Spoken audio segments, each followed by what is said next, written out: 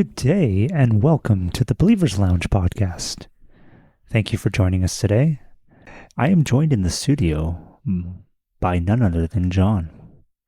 How are you doing today, John? I'm doing pretty good. It feels good to be back in the studio. It does, doesn't it? First time recording since we took that unscheduled break. Yes, you gotta love the unscheduled breaks.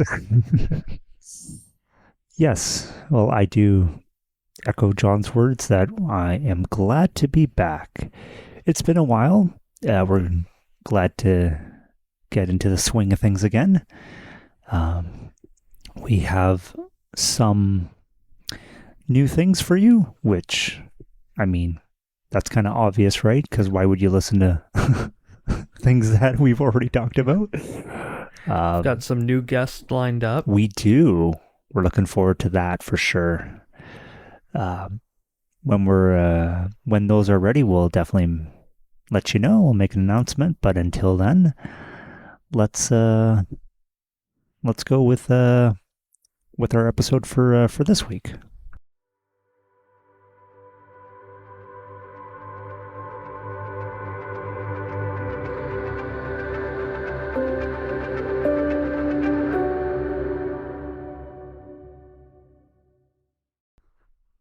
This week we're going to be commentating, discussing a sermon we listened to a few weeks back from our pastor, Pastor Steve. Yes. And the sermon title was Missions, Why Do We Go? That's right. We're doing this new format, I guess, right now, because I kind of want to look a little bit more into the sermon that was talked about. Got some interesting kind of takeaways that we can discuss. And so, to begin with,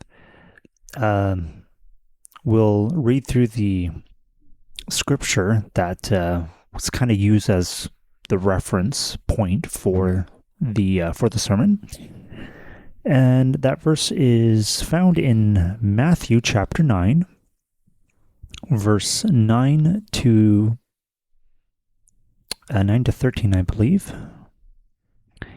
and that says as follows: As Jesus went on from there, he saw a man named Matthew sitting at the tax collector's booth. "Follow me," he told him. And Matthew got up and followed him.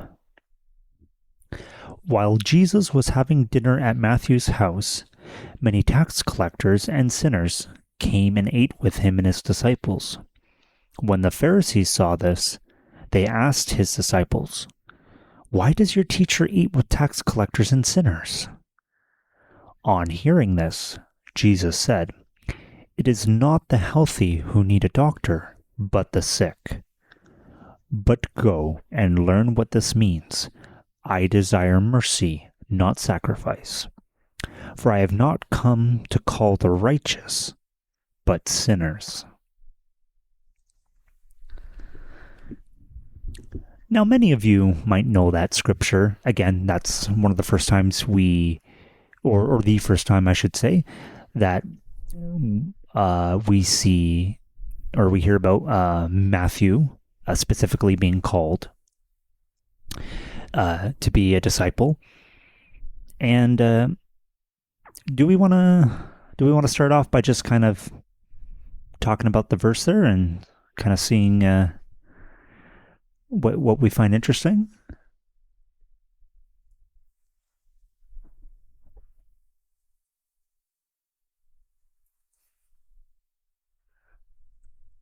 What I find interesting is it says Jesus went up to Matthew, who was a tax collector, and went and ate with him at his house with sinners. He didn't go to the Pharisees and said, "I'm eating at your house tonight." It illustrates who Jesus really wants to reach out to, not the proud, not the people who already think they know everything um, about the law, about the teachings. He wants to go to the sinners, the people who actually need him and actually want to learn from him. Not the proud, not the Pharisees, but Mm-hmm. as it says, the sinners. Yes, exactly. I mean, further on from that as well, you can. I find it really interesting that uh, that Matthew was a tax collector. Um, Steve kind of illustrated in his sermon that tax collectors were people living very comfortable lives. So I guess maybe in today's application, you can kind of think of it as like I don't know, maybe like a middle manager at a business, or someone who works at like a nice salary job, or so someone who it's not down in the minimum wage aspect or poor by any means, right? Someone who has, you know, car and a house and they're still living comfortably, right? And so, as we know from other scripture, it's, I guess, you know what I mean? The more comfortable you are, sometimes the harder it is to get out of that lifestyle, right? And so Matthew was one of these tax collectors. Mind you, most people didn't like the tax collectors. Yeah. But yeah, he was quite comfortable in his job, right? The fact that Jesus went up to him and said, well, first of all, he went to Matthew, and then he said, "Follow me." I mean, other translations of the Bible might have other words. Mine just says, "Follow me." But he just told him that, and the fact that Matthew is not like, okay, you're kind of a weird person. What do you want? Or, you know what? I might, like, okay, you seem kind of interesting. I got to think about it. No, he just got up and followed him. Yeah, he didn't even say, "Why should I follow you?" Yeah, exactly. He was called, and he said, and he answered the call right away. Which, again, is fascinating because he was quite comfortable. How many people who live comfortable lives would be willing to change their lifestyle so drastically without almost a second thought, right? You can see that, again, based on the point you were talking about earlier, that Matthew had that kind of, I guess, that meant, I don't know, lack of a better term, the right mentality. He was, there was something about Jesus that, or he was intrigued, or, you know what I mean? Like, he was willing to just get up and to follow him. And that in its of itself is a, you know, mind you, that's only one verse of this, you know, of Matthew. But as it is with the Bible, there's so much to unpack with just, you know, a verse or a chapter, you know what I mean? So anyway, I thought that was just interesting. So. And Steve also went on to go talk about a passage in Luke 19, 1-10, where Jesus met Zacchaeus, another tax collector. That's right. And Zacchaeus, we know the story. Zacchaeus was not a very large man, could not see Jesus over the crowd. That's right. So he ran ahead, climbed the sycamore tree. Jesus saw him up there, said, "Come down, I'm staying at your house." Again, going to stay at a tax collector's house. Tax collectors were not looked upon very favorably in the community, as they were known to take a lot more from them than was required in taxes and Yep, would pocket a lot. of course. We can think about maybe people in today's society who are similar. For sure. I'm Yep. not going to name names or point out who these people might be, But I'm sure we can all think about that. Yeah. about them. And so Zacchaeus was so moved by what Jesus was doing, by what Jesus was saying. He said, "I'm going to sell half of everything I own." And as a tax collector, he was quite wealthy. And he said, if I had cheated anyone, I'm going to pay them back. What was it, fourfold? Yeah, that's right. So Zacchaeus' life was changed in that moment. A change of life that led to a change of how he used his resources. Exactly. You can definitely see quite the amount of similarities between those two scripture verses. What another, not to get off the beaten path, but again, that's, if you know me, that's something I like to do. A difference between the two, but a dynamic that I really like is with Matthew, Jesus approached him and gave him essentially a command, follow me. Whereas Zacchaeus, kind of the flip side, he knew who Jesus was, or he was curious about him, and he put himself in a position to be seen. And as much as that's important, it's the effort. It's, again, God knows our hearts, right? And so it's obedience in essentially two different, if you look at Matthew and Zacchaeus, it's two different kinds of the same obedience to God. And it's also, you see hospitality involved in that. You see a willingness for change. And again, a big one, of course, the willingness to leave their comfortable lifestyles, which,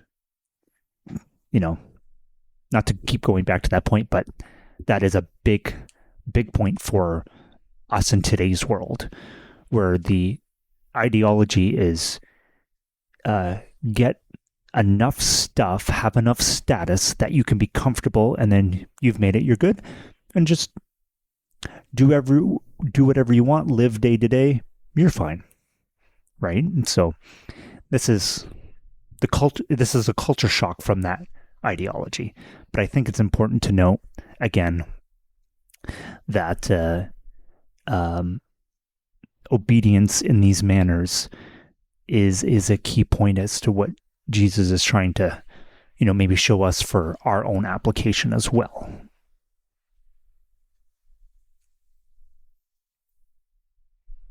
So the second point that was made was God controls our relationships. So going back to Matthew, he would always dine or hang out with his tax collector buddies. And all of a sudden, he has Jesus there and all the religious leaders who followed. And now suddenly he gets to tell his inner circle about this person he met and he's now following, saying, this man, this Jesus, has forgiven all my sins. Let me tell you about him. Exactly. And again, to kind of a more today's world takeaway with that as well. That's kind of the attitude we want. As much as, when we become Christians, we do need to surround ourselves with more mature people in the faith to be discipled by younger people in the faith we can come alongside and help disciple. And that's very important, right? But like I said, in today's world, do we really take aside the people we hang out with, I guess, or the people we knew before we came to Christ, things like that, and say, hey, hey, hey, guess what? I found this Jesus and he's changed my life. He's freed me from, A, B, and C. He's giving me like a new vigor in life, like that kind of attitude, right? And I don't know, but personally, I see a lot of the time people are just wanting to like be just be like Sunday Christians. And by Sunday Christian, I mean, of course, you're not going to see them have this kind of attitude during the week, right? Because they do religion for religion purposes, and that's it, right? And so, Jesus taught us a lot by what he said. He taught even more by his actions, I feel. Both, of course, right?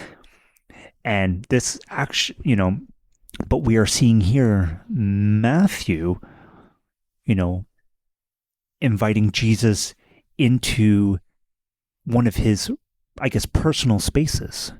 And so this is, again, kind of a twofold application that, we should invite Jesus into our personal spaces and not be afraid of, I guess what people are going to think about us and such. And be willing to share about who Jesus is and what he's done for us in our life. And again, that's another way you can find out really if someone is a genuine Christian or not. Does it flow from them? But like we were talking about before we started recording, that doesn't happen naturally with everybody, does it? No, some people are very much outgoing and they can turn around in that Tim Hortons line. That's right. And talk to the person about him. Do you know about Jesus? Let me tell you about For Jesus. sure. Mm-hmm. And, Yeah. You're going to hold up the line to talk about Jesus. Other people aren't that comfortable, but that's not to say that Jesus can't be shown through their life to the people around them. Let's say, for instance, you have someone who has come to the faith, who hasn't grown up in the church. There's going to be a change in their life. There's going to be a change in the way they speak, a change in the way they act, what they talk about, places they probably don't go anymore. It may not be a night and day change. It's usually a gradual change over months and sometimes years. But the people around them will see that change and might even approach them and say, I see a change in you. What's going on? And then there's the opportunity to say, well, let me tell you, this is why I do this now. This is why I don't do this now. And you can share Jesus that way. Exactly. You can have you can use what relationships you're in. I think that's the point you were alluding to earlier. Yes, point, exactly. Yeah. You can use the relationships that you already have established in order to share, the gospel. And because God gives us these relationships for a purpose. He brings people in and out of our lives for a reason. And Pastor Steve mentioned this, and I personally wholeheartedly agree with what he said. He said, your family can be one of the hardest missions fields. Absolutely. And yeah, we'll not unpack that because then we will hit probably 2 hours plus. But but yes, it can be very difficult. But then again, whatever kind of relationships we have, even no matter what the status of those relationships are, right? Because we might have done things in the past and now person A, B, or C doesn't, maybe the relationship is strained, maybe there's trust issues, like, let's be real here, right? Like, these are very common things. And so, but thankfully, God is able to take care and restore relationships that we might think we may not have an avenue with. And so, it's important for us to be able to be open to possibilities. Yeah, for sure.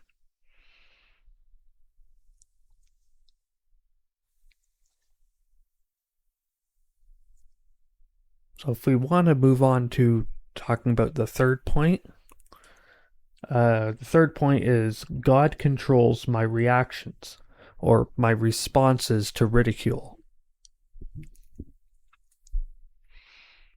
In the relationships we have, when we become a Christian, or say we're already have been Christians all our lives, and we act a certain way, we don't say certain things, don't joke about certain things, we're not always surrounded by our fellow believers. Whether you're at school, you could be going to a public school, you're at work, and you don't necessarily fit into the status quo of the secular world. There can be ridicule that's thrown your way. People could know, oh, so-and-so's a Christian, and the word or the phrase Bible thumper comes out. How do we respond to that? Do we respond with offense? Do we take offense? And I think we should take offense if someone is mocking God. I think that's a righteous offense that we would take. But how do we respond? Do we respond in hostility? Do we respond in like offense taken, or do we respond in love? Let's take a look further in the passage here in Matthew 9. We can kind of allude to some of that in there. So, of course, one way or another, the Pharisees saw that, okay, this Jesus guy, he's hanging around Matthew, not only Matthew, his friends. They're tax collectors. They're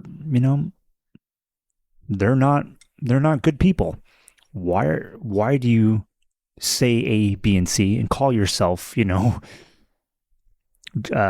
Son of God and things of that and things of that nature? And why do you eat with sinners? And so, throughout the Bible, Jesus' response specifically to the Pharisees is always intriguing, because I know from reading it, I can't really make out the tone that he would respond in, but it sounds like he doesn't rise to their, he never rises to their bait. He's God. He knows what they're thinking, right? But his responses always seem to leave them just baffled, or kind of, they're angry because their own ways of thinking were not justified by his answer. And so, again, when Jesus hears the Pharisees asking that question, he responds, it is not the healthy who need a doctor, but the sick. And it's quite obvious, you know what I mean? Like, so essentially, how do we respond to people that perhaps not understand our change of thinking and our change of ways, right? Well,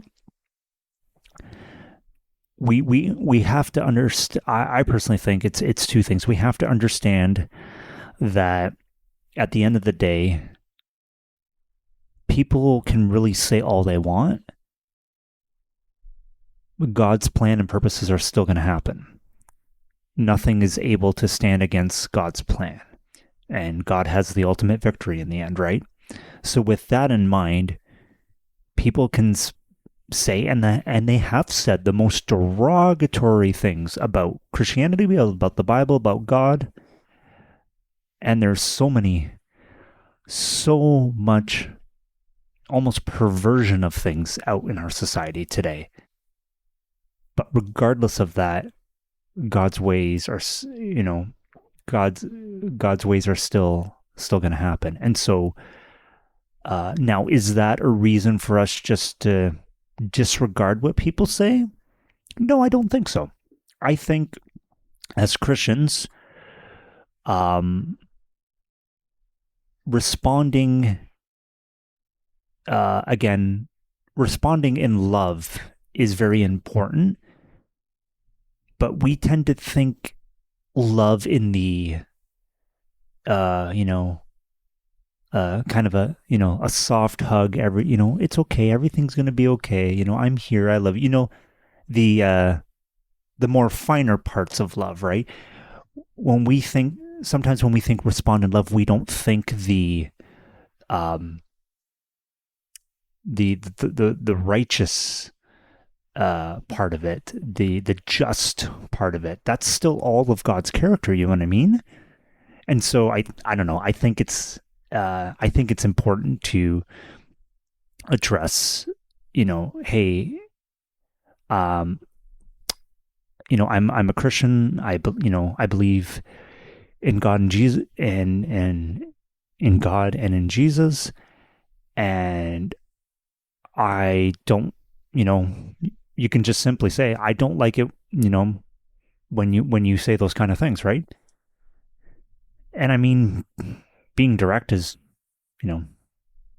some of us, like myself, don't like conflict, and so we're concerned about being that direct, but you know what I mean? Like, definitely, stand up for your faith. And again, I think that's really not to kind of deflect an answer to that, but it's a situation by situation, of course, and each person is different, right? Those are very general things, I know, but I think we can all agree that we need to take what's been given to us, and we need to be genuine about it, really, at the end of the day. I think it's when we're dealing with the world, we have to come at it with the proper perspective. I think of the Casting Crowns song where they say, break my heart for what breaks yours. When speaking to God, open my eyes to the world as you see the world. And, break my heart for what breaks your heart. There's so much going on in the world that would be breaking God's heart. For sure. And it has to be breaking ours as well. And that's got to give us the desire to go out to the world, whether that's across the seas in missions, or whether that's just you stepping out of your front door with the mindset that, yeah, I'm going to work, but I'm going out there with the intention to spread the word of Jesus. For sure. No, and I think, yeah, that definitely makes sense. I think we should really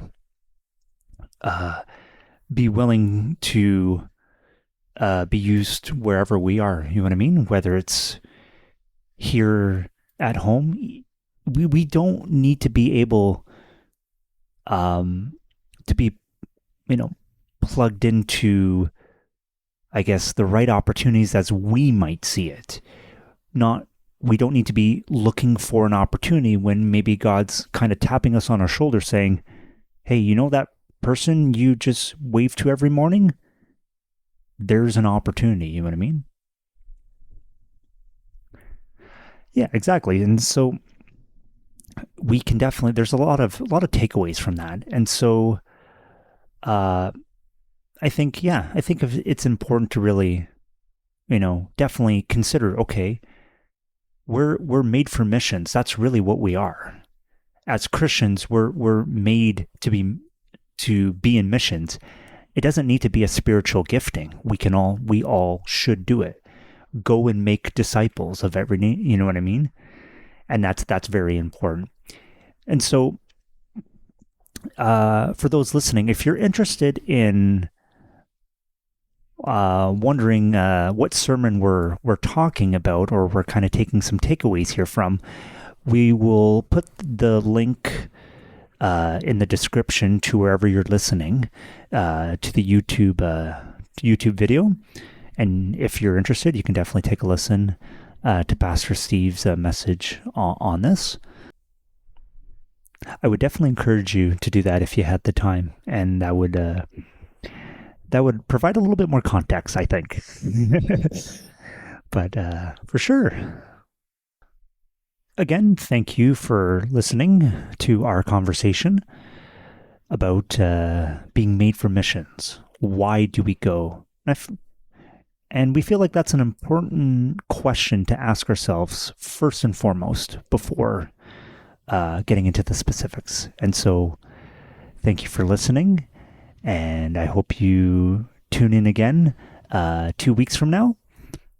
Just a quick note, we are changing our format to an every 2 weeks release rather than a weekly, just with life commitments and things of that nature. This will allow us to hopefully still bring you some good conversations moving forward, and gives us some time to get them to you. So our next episode should be our Thanksgiving episode, if I'm thinking my dates correctly. Yes, I believe so. So look forward to that. Just something to keep in mind as well, we will have a Christmas themed episode coming again in December sometime. Yes.